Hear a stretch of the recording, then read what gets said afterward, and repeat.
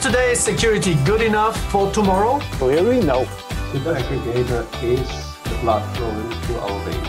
Perhaps the set-top box is dead, but to be replaced by streamers. Legacy always lasts longer than you think it will. Drive customer experiences and create new opportunities for carriers to engage with their customers. Open and free does not mean easy. The network is like a living organism. If I give you $100 million, what would you do with it?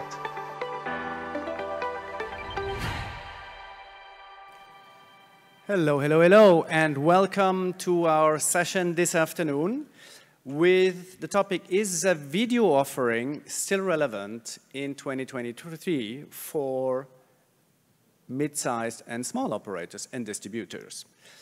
Welcome here. This is part of the Connecting the Dots track. Connecting the Dots is all about thought leaders, innovators, game changers who share their tips, insights, and learning. My name is Andy Waltenspiel. I'm running a Munich, Germany-based consultancy, and I brought some of my network and my customers here who brought their customers to do exactly that, connect the dots, connect people, and share some learnings. So, fantastic panel here. We will have to squeeze a bit, and I volunteer to stand, unless somebody else wants. So, David Hoffer from MCTV. Big applause for David. Jared Baumann from NCTC. Mario Rainville from Broadpeak. We're already taking 5 minutes just to announce everybody. And Jeremy Morrison from Vubiquity. Good. By the way, I have to apologize. The front row of lights is broken, so I hope you still see some of us. And we didn't want to wash the back light in light, because otherwise then we're even just silhouettes. So let's start with a short round of introduction. And maybe, David, you start. Just introduce yourself and your company, and then we go around the table.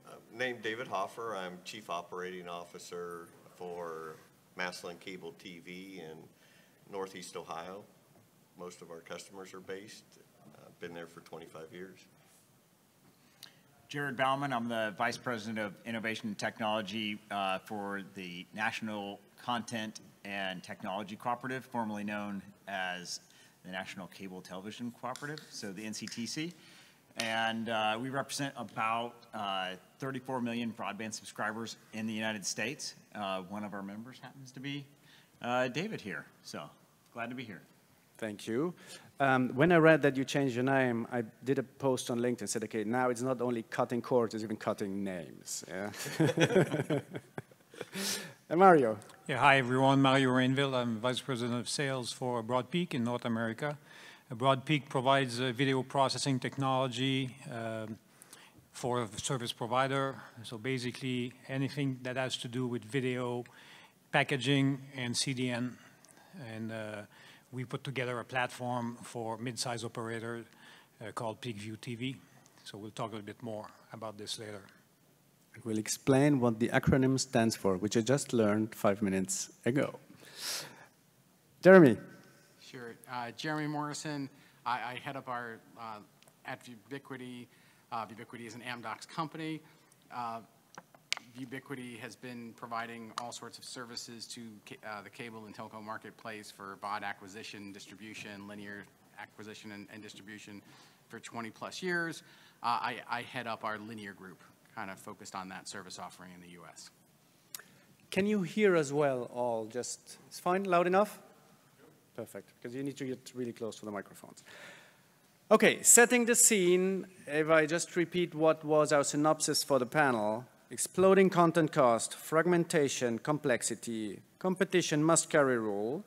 The list is long, and you may be questioning to reduce the cost for video offering, or might even think to kill it, because somebody else is about to eat your lunch. Now, we're here to talk about a way out of that with an interesting concept and discuss, is a video offering still relevant? And if yes, why and how? Okay? So, streaming is growing. Is video still relevant? NCTC, you have more than 700 members. Yeah. What do you see? Is video growing, shrinking, dying? Well, it's definitely not growing. Okay. Well, the question really comes down traditional video and the way people have traditionally consumed video, certainly everyone knows is changing. But at the same time, it's still important. I think if many of you sat in on the opening session and you heard, let's see, it was Comcast and Liberty Global both say, you know, very boldly that video is still very important to them. And I would say that for the most part, I think if you were to ask most NCTC members, they would tell you that it's still very, important to them. Now, it's not the big money maker. It's, lots of things have changed. People are consuming it a lot differently now. But our objective really, we started as a cooperative that was all about the content rights and trying to reduce the cost of the content rights. And I think the NCTC has been very effective at that over the years. But even with that, we all know it's not turning around, right? It's still going that direction. So the other things we can do is how do we help in other ways? And so that's what we continue to look at, is how do you drive other cost out of that video chain? And for you, David, how do you see video in MCTV? Video is very relevant for us. Our revenue per unit's still $130, $140 a sub for video. 25% of our cash flow comes from video still. So it's very important to us that subscriber losses, we're all in the same business. We're losing 0.5% to 1.5% a month, and that's been going on for 2 or 3 years now.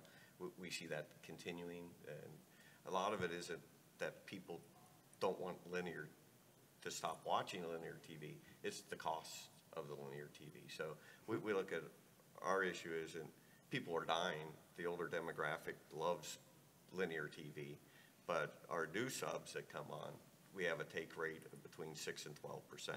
So if we're going to ever grow TV again, it's how do we get the new subs, the younger generation, to watch TV.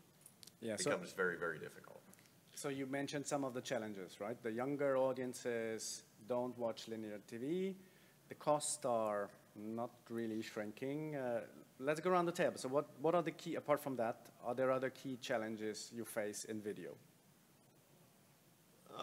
No, I mean, because we continue to take costs out of the network. The C-band monies helped immensely. We had a number of head ends that we used that money to shut down and build fiber routes to connect. So we went from probably 7 or 8 head ends down to 1 master head end now. So that's driven costs out. And the biggest challenge is getting the younger generation to watch TV. That's. Well, I would say too, sorry, Jeremy. No. That you have all these big content houses and you have your Disneys and, whoever it is, right?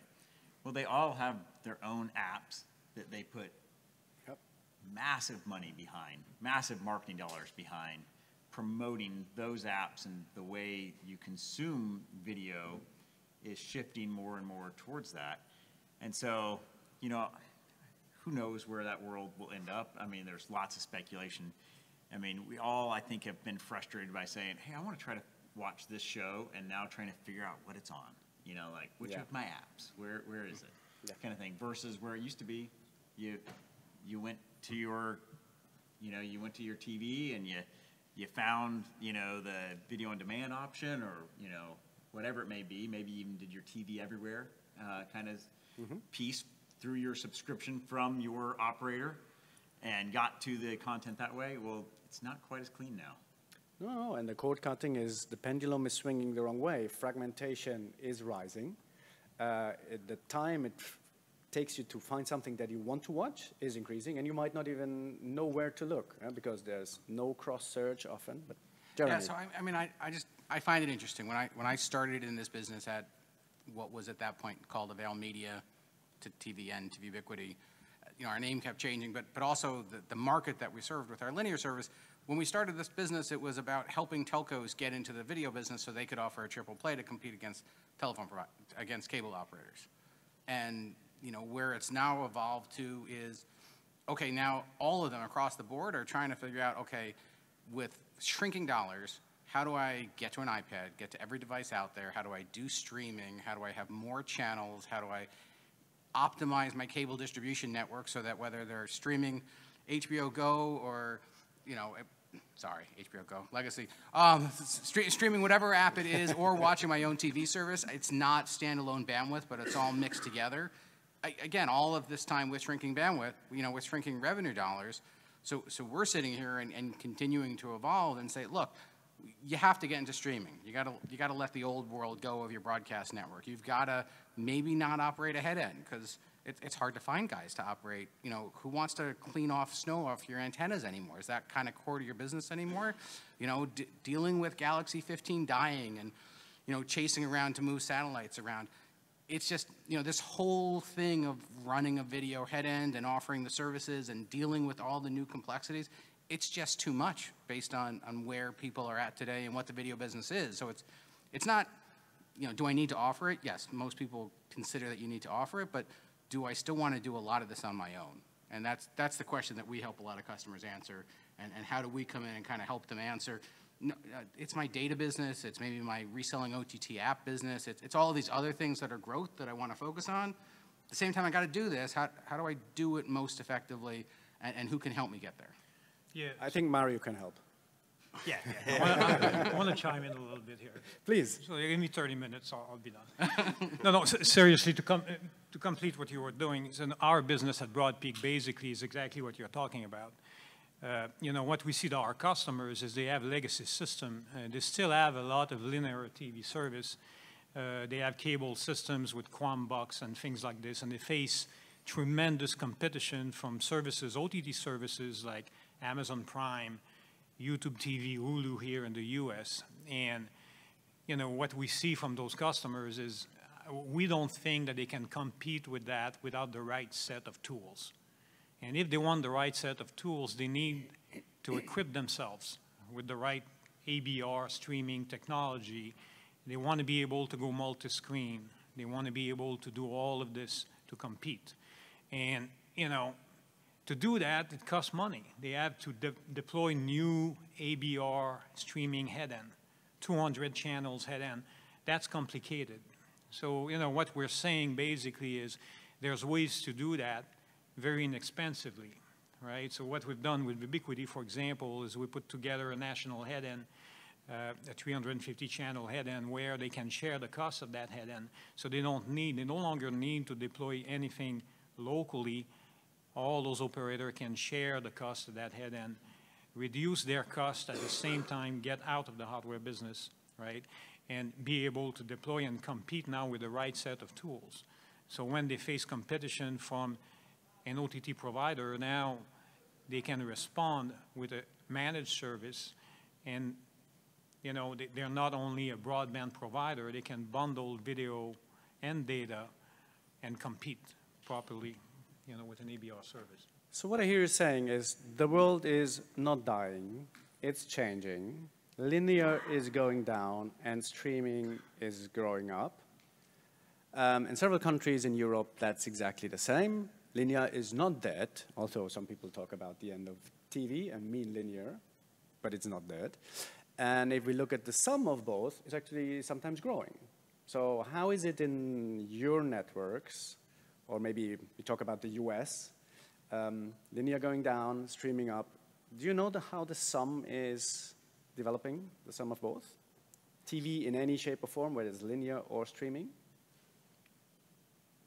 Streaming bandwidth continues to go up exponentially. The new big driver is Amazon Prime with Thursday Night Football. I mean, we watch our network stats, and that probably last Thursday, when we didn't use their cache server, we did it on our own to see what type of bandwidth really goes through. It probably added 15–20% wow. in bandwidth usage that night. So Single event. Single event. A single event. Yeah, so that's only going to get worse and worse as far as network usage because somebody else is going to want NFL rights or Major League Baseball rights or NBA or NHL rights. So that's really a huge driver of bandwidth usage. And people want live sports. And news. Yes. And kids, stuff and everything. So, but that seems to almost answer, and thank you, we finished 24 minutes early, answer the question, is a video offering still relevant? Yes. But, right? What is the but? I need to do it the right way, and the old way is not the right way anymore. So what do I have to do if I want to be able to compete with time to market that is competitive, with costs that are competitive? What are the steps I need to do? Mario. Yeah, so as I said before, if you have to equip yourself with the right type of technology, you know, and you know what was mentioned here on Thursday Night Football, it's another challenge as you see more and more over-the-top vendor getting exclusive right for sports. It's getting problematic for last mile ISPs or cable operator. It creates tremendous stress on the last mile network. Mm-hmm. And I think, as you mentioned, we'll see that more and more. So there's ways to flatten those curves using technology on the last mile. I'll give you example. You know, in Europe, we have a three-way partnership, for example, at Broadpeak, where we deployed a way to do multicast adaptive bit rates, and we deployed that on the Telecom Italian network. Mm-hmm. So when the zone got the exclusive right to Series A soccer in Italy, there was tremendous stress on the Telecom Italian network.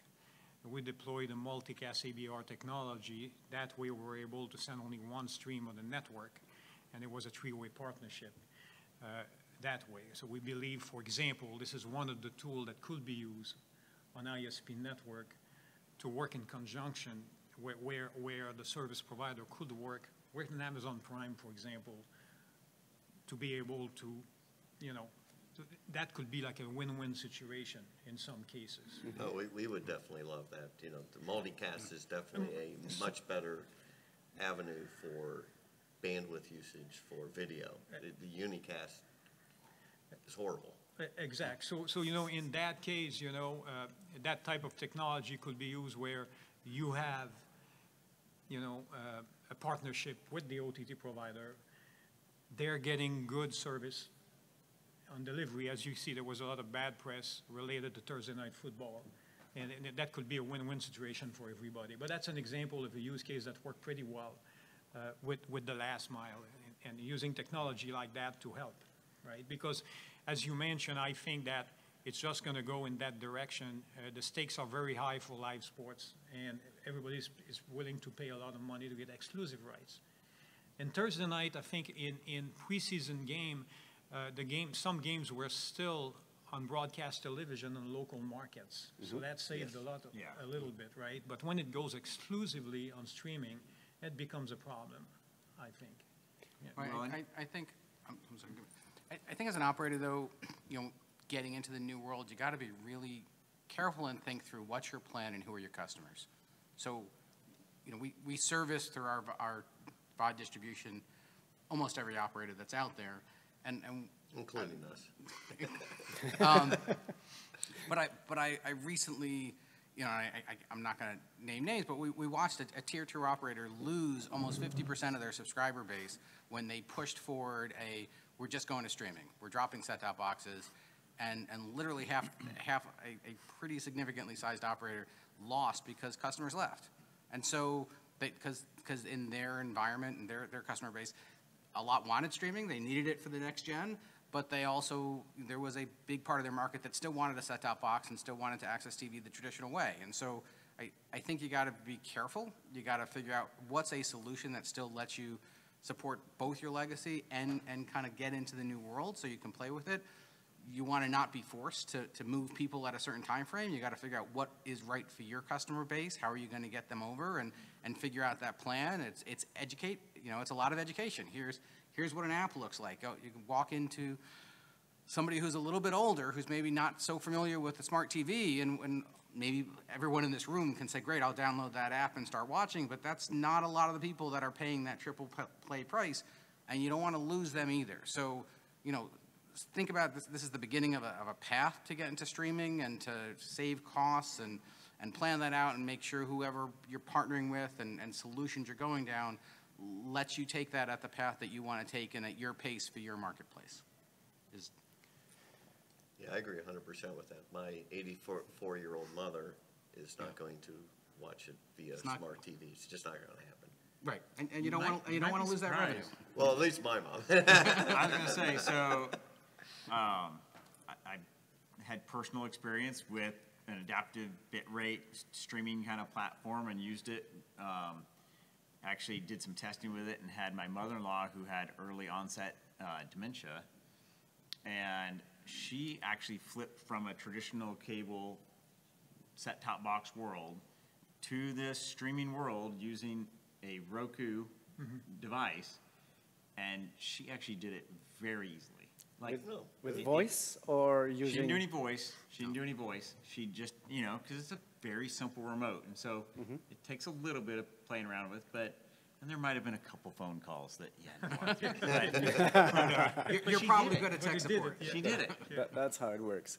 So let's talk about Peak View. I guess you can get it. Broadpeak and Vubiquity. So Peak View. I was waiting for them to talk about it, so now I need to ask them. So what is Peak View and what has it to do with these gentlemen? You want to go? Sure. At a high level, we've taken the next step with our linear distribution service to enable streaming. And what that really means is that we've, in conjunction with Broadpeak, put in a national head end, an origin environment, so that we can take all of our multi-bit rate streaming feeds and put them there and allow an operator to avoid significant capital and operational expense and software expense with installing a solution at their head end.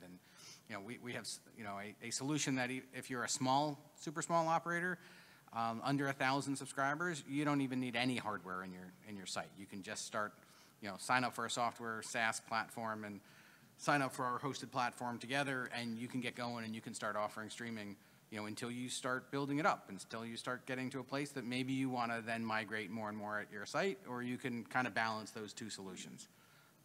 And very recently, we'll put out some press pretty soon, we've now got a relationship with the NCTC where you can straight through your NCTC membership sign up for and have all of these services, without any type of new agreement. So you would still need a middleware.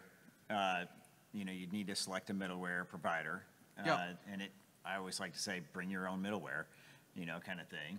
And then it allows you to get out of this world of dealing with all your old legacy head-end stuff. And we have continued to hear some interest from varied members. Like, the NCTC represents guys that literally have a couple hundred, video and broadband subs to, a couple million broadband and video subs. And it doesn't really seem to matter what size you are. There is some interest in doing these kinds of things. So they're starting to say, do I really even need to be in this business anymore? Do I need to, I still want to offer video. I'm not getting out of the video game yet. Maybe I thought I was, I remember like 4 or 5 years ago, everyone said in 5 years they'd be out of video. Yeah, when it's time to replace the head end, I stop. Yeah, and yes, I've heard that exact thing multiple times, many times.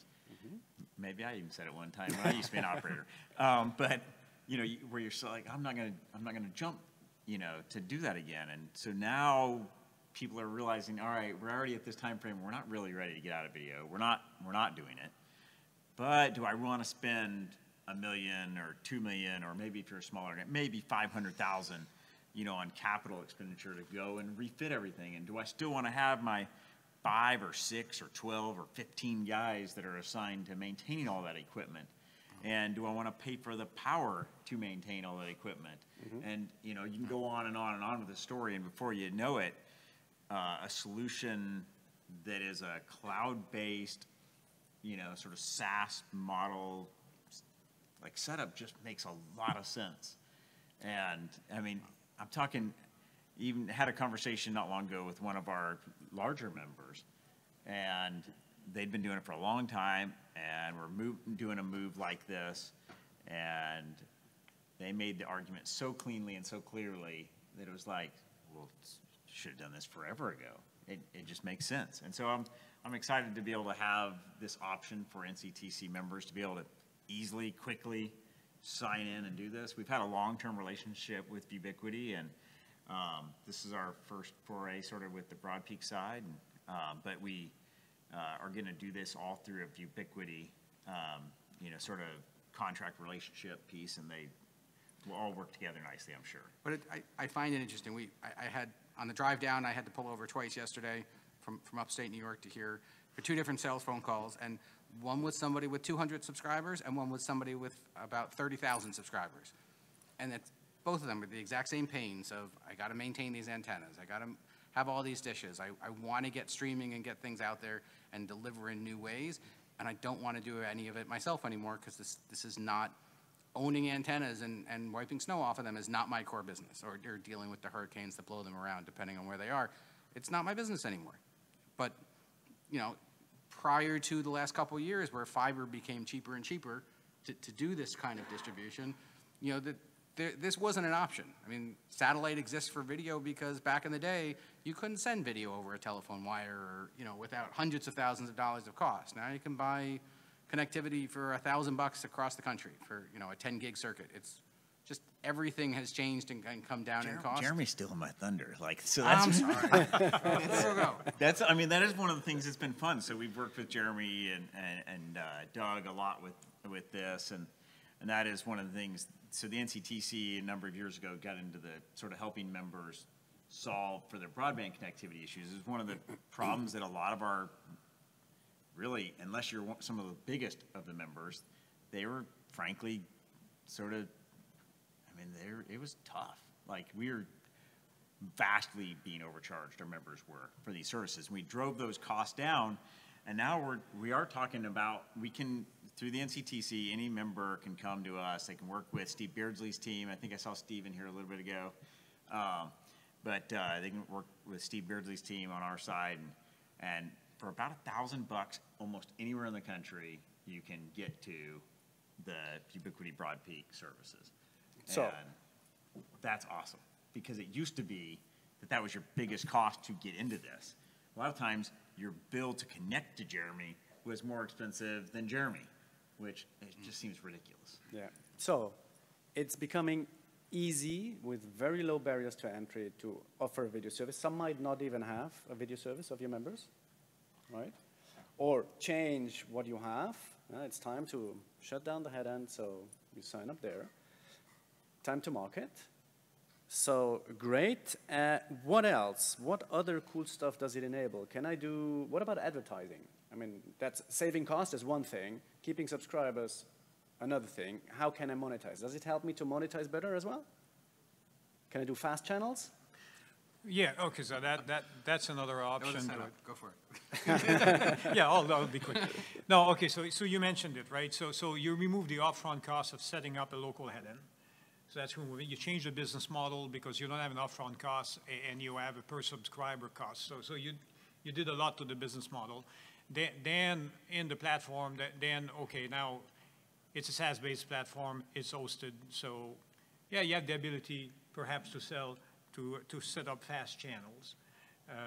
The platform, okay, because it's ABR, you know, on the technology side, adaptive bitrate is a playlist-based delivery mechanism that allows you to do a lot of manifest manipulation, which is ad insertion, basically. So there's a lot of potential for monetizing the content and doing ad insertion and content replacement. Mm-hmm. So today we manage blackouts with the platform a lot easier than it's done in traditional system. There's a lot of potential for targeted ad insertion in a platform like that. A lot easier. It's already built in the technology, basically, right? Okay. So there's a lot of potential in that way. Launching your own fast channel and enabling ad insertion on the platform, we see that as a big potential, additional revenue stream generator for that, for sure. And not only the new revenue, but these new platforms, again, just streaming in general, the platforms, whether it's us or whoever, you know, you can now really cost effectively add your local football games and, you know, store local games on demand or your local school programs or whatever and make that content available through that single TV interface that it's not a website over here, but it's what that user is experiencing every day that they can tune to all these other types of channels, which makes you as an operator much stickier than them just going over to YouTube where they're only seeing national content. And you know, to do that in a legacy environment while some of them was somewhat possible, once you move everything to streaming, anything's possible to keep just an open mind of first get the advertising revenue, then add some VOD if you weren't doing it already with some advertising on it, and then add local and content that's specific to your environment. Even ethnic channels, you know, we carry now 40 plus religious channels because people keep asking that, you know, different parts of the country and different places, they want different versions of different content. You can have an unlimited number of channels once you move into this environment that, you know, helps you attract those niche users that might not be a good fit for the OTT operators who are really just trying to figure out with their programs. I want the masses. Here's my offering. It's for the masses. You can now do kind of whatever you want. So Jeremy just hit on something. So we don't have a middleware representative here on the stage, but it is one of the things that I think is so important is for ISPs to be able to, when they're offering video, to be, you cannot be stuck in the past. And I think I might have joked with the panel beforehand when we did a pre-call that I used to use this, I used to use a slide when I used to talk about this when we were making the transition, and it was like a cartoon, a bunch of cartoon dinosaurs, and they were dancing around in the tar pits. And it's like, you do not want to be one of those dinosaurs because ultimately you are going to die and you are going to lose those customers at some point because there is going to be a competitor that's going to come in with a good broadband offering as well that is going to have a more advanced and more modern video offering that's going to be much more appealing. And so one of the things with a great middleware platform is that it's this very fast innovation cycle where, you know, if you're in, you know, a traditional world, a traditional set-top box world, that might be the same experience you had 8 years ago, 9, 10 years ago maybe. Yep. Well, video and the way we've consumed and the way most people consume video has changed dramatically in 10 years. And you want to make sure that you are in this, you know, environment where you're able to change and move as quickly as the rest of the world is moving so that you're not getting left behind. Yeah. I want to hear from the audience. So we do a little poll. Who is already moving or considering to move to streaming TV? Hands up. Even if you're Comcast, you can raise a hand. Huh? Okay. Who is planning to do it in the next 1 to 2 years? Okay. Who thinks QAM video is still alive in 10 years? Okay, and maybe in certain geography that might be the case. Okay, so there is sense in the audience, in the market, that there is a need to move sooner or later, but there is the need. You have a fantastic offer, it seems, that addresses 700 members of all different sizes. Sounds great. I want to open the floor also for audience questions. So we have a standing microphone here. Anybody has a question, don't be shy, we don't bite. Come up. Please say your name and your company and shoot your question. Hello, good afternoon. Juan Medero from Liberty Communications. We run a cable company in Puerto Rico. So the question is, you did not talk about the app, either on the phone or a CPE. Is it integrated in Roku, Apple TV? You know, what is it? Samsung? You know, what is your environment on the app side? You know, for the product.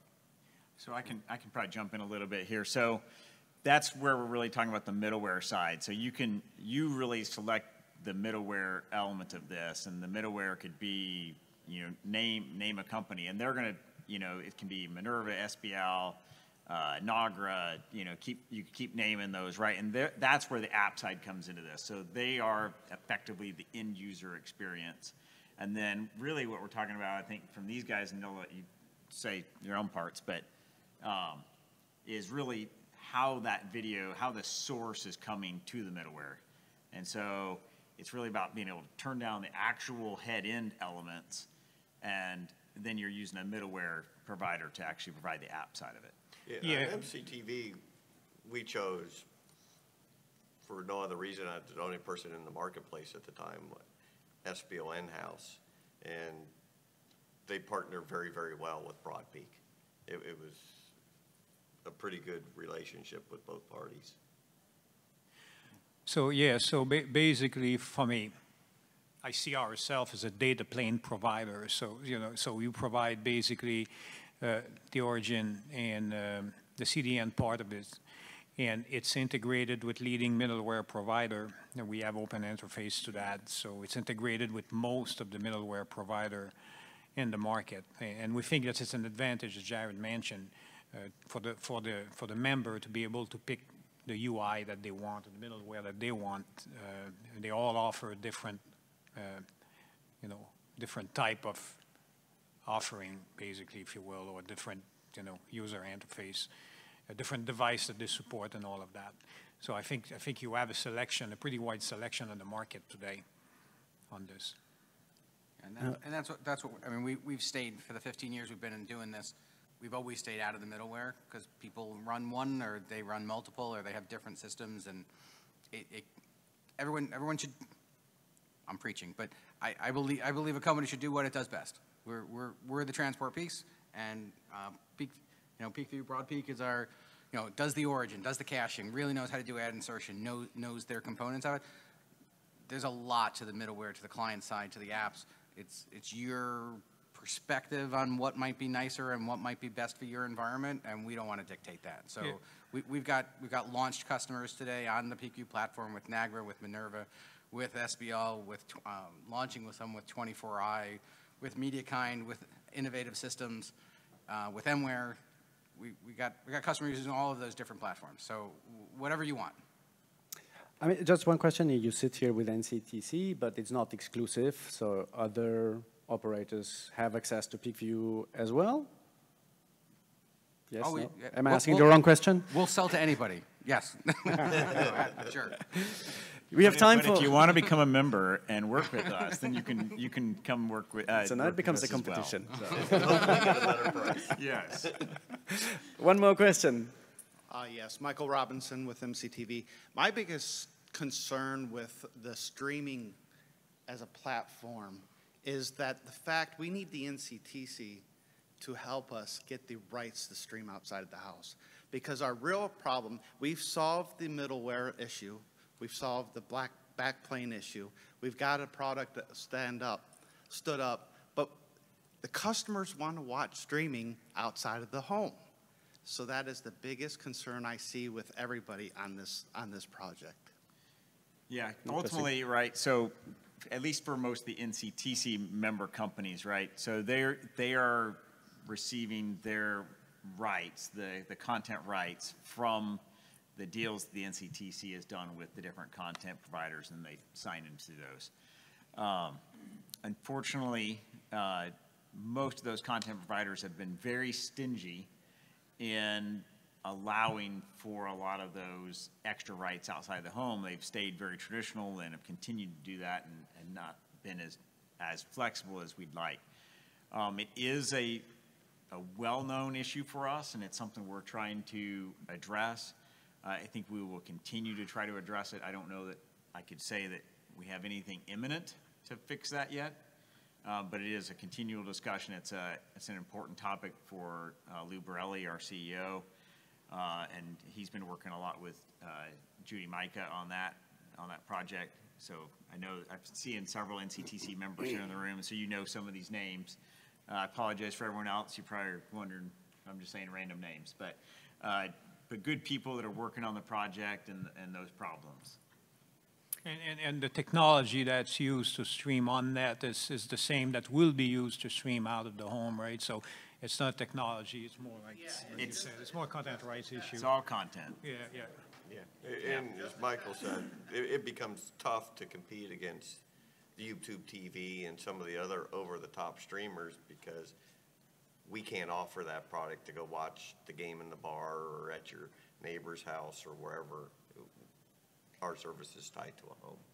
So you see that red blinking light, it means, unfortunately, we're running out of time, but you know these two gentlemen. If you're an NCTC member, find them, ask them all the questions. They will end up with Mario and Jeremy and will be fixed, as long as it's technology.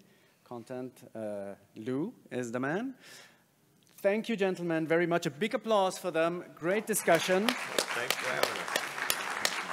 And thank you for being here as well. And if you're interested in the future of TV, you should stay because we have Liberty Latin America, RDK, and CTS here to talk about the future of TV in 10 minutes.